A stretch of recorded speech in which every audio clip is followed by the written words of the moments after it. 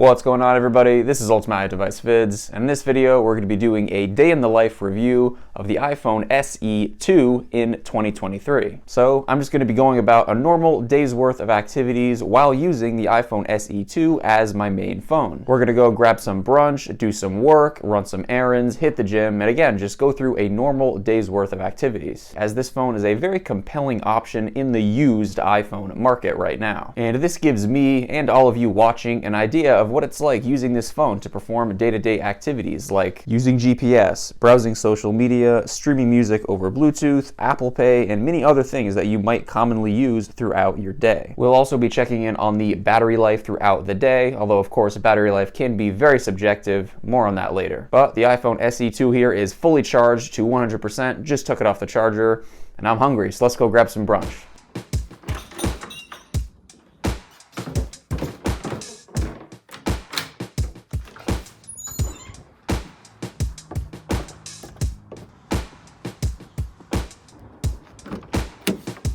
Personally, I'm a Google Maps guy when it comes to GPS, but for the purpose of this video, because I think most iPhone users probably just use Apple Maps because it's pre-installed on every iPhone, that's what we're going to be using throughout this video for GPS. I'm obviously blocking all this out for obvious reasons, but yeah, let's go ahead and head over to the diner. Starting route to...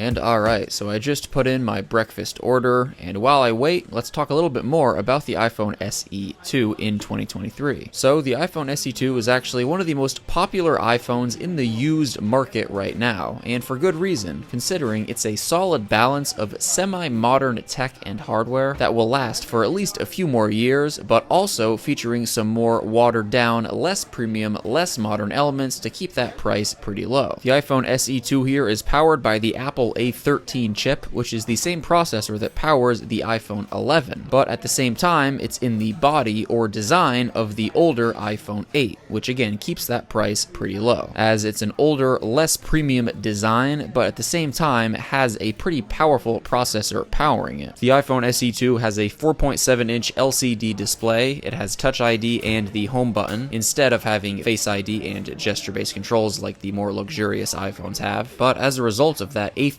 processor, you get not only a very fast, capable device in 2023, but you're also guaranteed at least a few more years of software update support. So you'll be getting iOS 17, which is going to be coming out later this year. And it's pretty safe to say you'll also be getting iOS 18, the next major iOS version after that. So you'll have a device that will be relevant and be able to run all the latest software, all the latest apps for, at least a few more years. At a pretty affordable price. You can generally get a good used iPhone SE 2 for somewhere between $100 and $150. The iPhone SE 2 in renewed condition is actually one of the best-selling phones on all of Amazon. The quality of the camera on the iPhone SE 2 is quite impressive, plenty good for the average phone user. It features a single 12-megapixel camera on the back, no ultra-wide or telephoto lenses though. And in this environment, the SE 2's photo looks pretty great. It's honestly hard to tell a difference between the SE 2's photo and the iPhone 14's photo. As I mentioned earlier, the SE 2 does lack those additional ultra-wide and telephoto lenses, but I feel like 90% of people don't use those other lenses on a regular basis. I rarely do, to be honest. All you really need is one main solid camera lens, and the iPhone SE 2 definitely has that.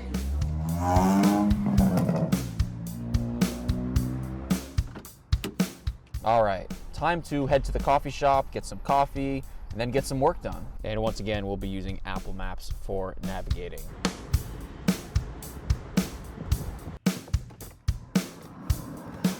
Here are some photos shot outdoors in daylight on the iPhone SE 2 and the iPhone 14 compared side by side. And here is some video shot on both, once again, the iPhone SE 2 and the iPhone 14 to compare it to. Once again, outside in daylight. And also the mic audio that you're hearing right now is from directly the iPhone SE 2. And of course, now the iPhone 14 is the mic audio that you're hearing. Once again, just so you can compare them to each other. And by the way, both of these devices shoot up to 4K 60 frames per second, so it's nice that you still get that super high frame rate and quality on the iPhone SE 2. And as you can see here, bringing a subject close to focus, and we're gonna tap to focus on both. You can see pretty crispy on both, I gotta say. Looks pretty good. And here is a front-facing photo taken on the iPhone SE2 and the iPhone 14 compared side by side. And here is some front-facing video shot on, once again, the iPhone SE2 and the iPhone 14. I actually do immediately notice, even just looking directly on the displays of the phones, a difference here. The iPhone 14 is noticeably crisper, and that does make sense considering it has a 12 megapixel front-facing camera in comparison to just a 7 on the iPhone SE2. And also in terms of the video, it shoots up to 4K 60, while the iPhone SE2 doesn't even shoot 4K, it's just 1080p, and it's at 30 frames per second. So definite jumps, of course, to the latest generation iPhones from the iPhone SE2 in regards to the front-facing camera. But honestly, it's not really something that is that important in terms of having great quality, because you're probably just going to be using it for FaceTime calls, maybe Snapchat. So it's not like you're going to be doing very much cinematic stuff with your front-facing camera, most likely. And quick battery check as we walk to the coffee shop. The iPhone SE2 is currently at 86%. So we left the house around 11, and it's currently 1:09 p.m. And throughout that time, we've done probably an accumulated 15 to 20 minutes of GPS, and accumulated probably 4 minutes of video recording, and just some casual usage in between then. So considering that, GPS and video recording are pretty battery taxing tasks, this is to be expected. Of course, as we go about the rest of the day, we won't be doing quite as much of those, so it'll probably drain less quick. And by the way, the iPhone SE2 has a 1,821 milliamp hour battery. Now, this is definitely on the smaller side by today's standards. For reference, the iPhone 14 models have either 3,000 or 4,000 milliamp hours, depending on the model that you get, which is, of course, the latest iPhone model as of recording this video. So the iPhone SE2 is definitely not going to be a battery champ by any means. It's not going to be the most strong characteristic about this device. And of course, we're going to be checking in throughout the day on the battery life. So hopefully you can get an idea of how this device would fare in your day-to-day routines in terms of battery life. Now, another very important factor to consider with battery life is battery health, so the condition of the battery in your device. You can check this in settings, battery, and then battery health. This is a measure of your iPhone's battery capacity in relation to when it was new. So when you buy a used iPhone, the battery health is most likely not going to be at 100% because, of course, the phone was used. So just keep in mind that battery health will vary depending on the battery health of the battery in your device. And also, if you're about to buy a used iPhone SE2 or any used iPhone, you should check the listing and see what the battery health is, or ask the seller if it's not in the listing. Personally, I wouldn't recommend buying an iPhone if the battery health is beneath the 85% mark, as you'll see a considerably worse, battery experience on that device. Just to let you guys know though, the battery in this iPhone SE that we're using in this video is at 100% for consistency's sake. But again, keep in mind that in your mileage, depending on, the battery health of the battery in your device, of course, it will vary, so just keep that in mind. And arriving to the coffee shop, I went ahead and put in my order. And as you can see there, using Apple Pay is a breeze on this device. You just scan it with Touch ID and you're good to go. Touch ID, by the way, is one of my favorite things about this phone. I think Touch ID is just quicker and more convenient than Face ID. Not needing to have your phone directly in front of you to unlock it is a nice advantage, especially if it's sitting on a table, for example, where with Face ID, you'd have to lean over to unlock it so it can see and authenticate with your face. Also, I feel like Touch ID is a little bit quicker because I pull my phone out of my pocket with my finger on the Touch ID sensor, whereas with Face ID, you have to wait until the phone is actually in front of you in order for it to see you so it can unlock. Also, when you wake your device by pressing the home button, Touch ID authenticates and automatically opens up to the home screen, whereas with Face ID, you have to swipe up to get to the home screen even after it's authenticated. Now, there is the disadvantage of possibly flying past notifications on your lock screen and forgetting about them, but you could always wake up your device just by pressing the power button or just by using the raise to wake feature. But over the course of the next 5-ish hours or so, I'm just going to be knocking out some work here. But every 30 minutes, I'm going to take a break and use my phone for 10 minutes. Because let's be real, a lot of us procrastinate on our phones way too much when we work, so we have to account for,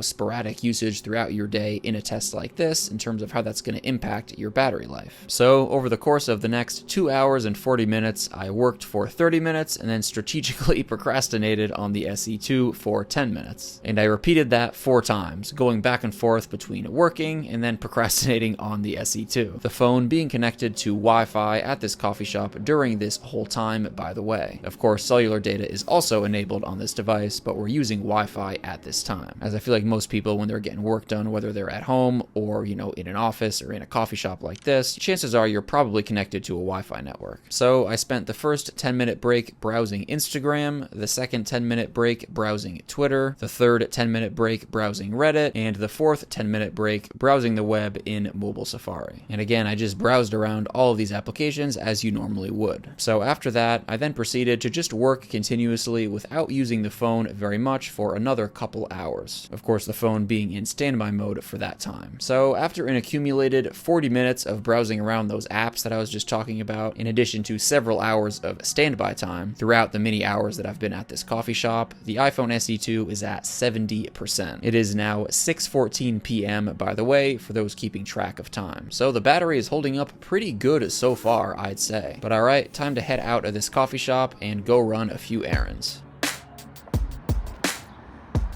And leaving the coffee shop, next we're going to drive over to the store to pick up a few things.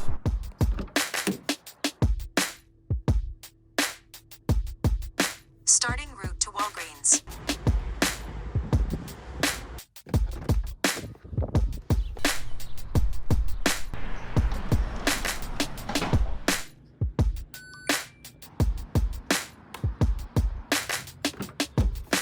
All right, next stop, let's hit the gym. And you guessed it, of course, we've got Apple Maps on deck for GPS.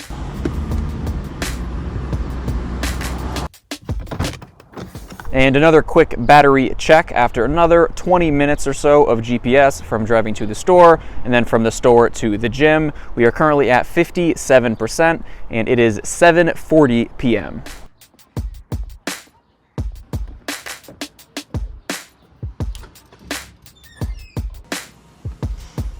And today is a cardio day, so we're going to be doing some treadmill running for 50 minutes, and I'll be streaming music from Spotify here over cellular data with the iPhone SE2 using my Powerbeats Pro Bluetooth headphones. I love these headphones for workouts as the ear hooks keep them on securely, and they're also sweat resistant. And before we jump into the workout, the phone is currently at 56%, so we'll see how it fares over the course of 50 minutes of music streaming to Bluetooth headphones. But anyways, see you guys in a little bit.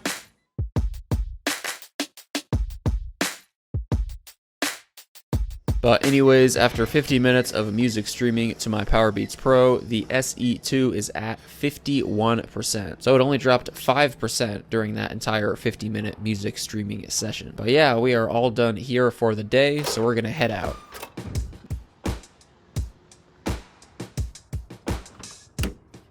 And all right, so just finished my workout. We're about to head back to my apartment. Then I'm going to do some more work, and we'll eventually get some Uber Eats going. Very impressed with the battery life so far on the iPhone SE2 here. It's currently sitting at 49%, so basically just halfway.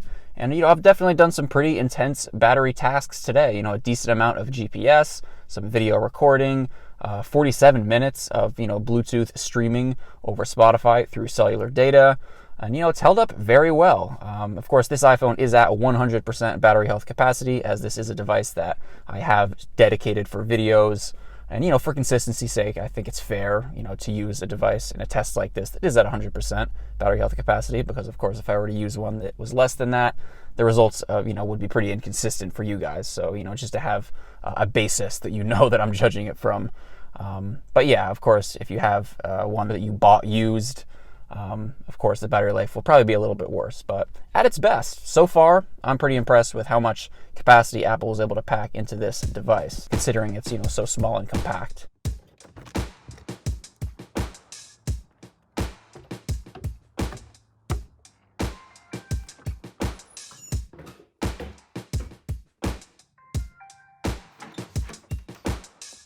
time to hit the shower. All right, so it is now 10:41, burning the midnight oil, as usual around here. If you know me, you know that. But once again, we're gonna get some work done, but first, we're gonna order up some late dinner using Uber Eats. Uber Eats is apparently starting to roll out live activities, which is that new feature in iOS 16 where you can see live, activities actively at the bottom of the lock screen. But I'm not seeing it right now. I'm still just getting the old notifications. I think it's slowly rolling out.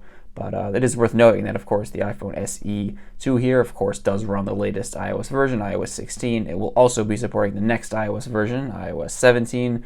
And you do get, all these cutting-edge features like that. An example of it working is the timer. This is just, a stock example. You could see you get that nice live, update for any task that you have. It does work with a host of third-party apps, but for whatever reason, I think Uber Eats is still rolling it out, so I'm not seeing it on this device at the moment. And while I wait for my order to arrive, let's talk a little bit more about the iPhone SE 2. So as I alluded to earlier, the SE 2 here is basically an iPhone 8 with an updated processor. So this has the processor that the iPhone 11 has, being the Apple A13 processor, where the iPhone 8 has an older A11 processor. So it does have a 4.7-inch LCD display, which is definitely on the smaller side for today's standards, but honestly, this is plenty of, screen real estate for me. I've never been a huge, plus max type screen guy, so it doesn't bother me at all, but I know a lot of people do like much bigger screens in 2023. And in terms of the difference between OLED and LCD, the newer iPhones do have that OLED display technology, which does, have richer colors, deeper black values, and just an overall, higher quality screen. And coming from someone who's basically used every iPhone, the difference between an OLED display and an LCD display is just not that big of a difference. It's definitely something that I would not let sway your decision on whether you want to get this phone or not. The LCD display is perfectly fine on this phone. Of course, it does have that same Touch ID sensor, which, as I mentioned earlier, is one of my favorite things about this phone. Just the convenience, the fastness of it. There's just something really appealing about having Touch ID, and also just the home button in combination with this phone being so compact and it just, being super small, light, but not too small. It's still fully usable and, able to function in 2023 and feels modern enough. And it's not like you're buying a super old device like the iPhone 8, for example, that doesn't have much of a future in terms of software updates are concerned. With the iPhone SE 2 here, you're going to be getting iOS 17, iOS 18, and probably even iOS 19. Apple's very good in terms of supporting iOS devices for, many years to come. And it runs, very good. It's fast, it's responsive. So purchasing an Apple product like this that's, middle-aged, I'd say, is not a bad investment, as long as you're okay with having that smaller display and that smaller battery. And my order has arrived. Be right back. All right, order up. Buffalo chicken wrap in the house. Love a good late night snack. And of course, hot sauce, always a must have. Even though it's already buffalo chicken, could always use a little more. So I still got a couple hours of work left to do today. By the way, it is 11:34 p.m. and we are at 44%. So pretty impressive. But yeah. Gonna get into grind mode. See you in a few hours.